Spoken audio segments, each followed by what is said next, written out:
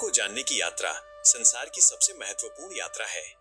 जब तक हम ये नहीं जानते कि हम वास्तव में कौन हैं और हमारी वर्तमान स्थिति क्या है, तब तक हम जीवन के सच्चे मार्ग पर आगे नहीं बढ़ सकते।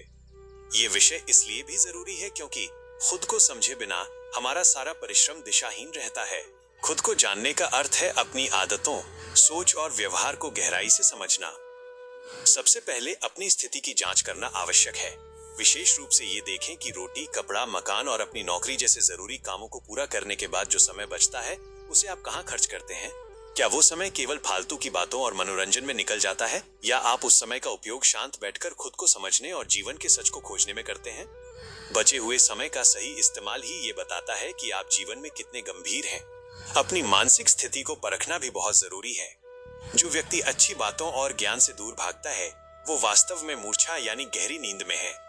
जिसके मन में हमेशा उथल पुथल और बेचैनी रहती है, वो अज्ञान में जी रहा है।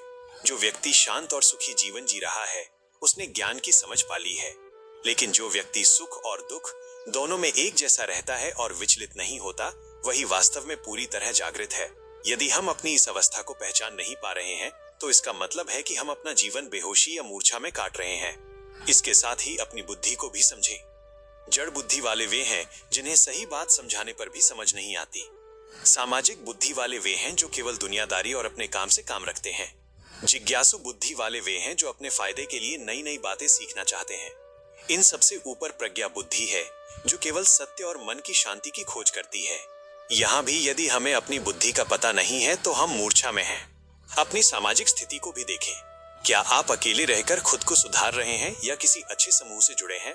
कुछ लोग ऐसे भी हैं जो कर्ज के बोझ तले दबे हैं या किसी डर के कारण अपनी पहचान छुपाकर जी रहे हैं। यह स्थिति मन के क्लेश को दर्शाती है।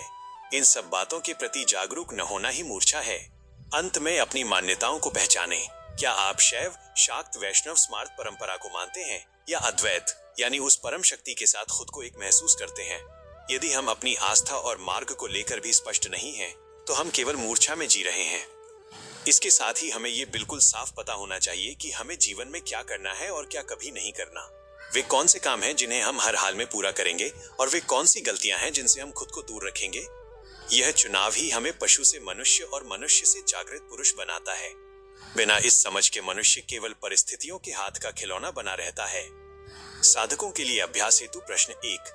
जरूरी कामों के बाद बचे समय में आप खुद को बेहतर बनाते हैं या मनोरंजन की मूर्छा में खो जाते हैं? 2। क्या आपको पता है कि आपकी बुद्धि किस श्रेणी की है, या आप अभी भी अनिश्चितता में जी रहे हैं? 3। क्या आपने ऐसे कार्यों की सूची बनाई है जिन्हें आप अपने जीवन में कभी नहीं करेंगे? सत्य की खोज में निरंतर बने रहें।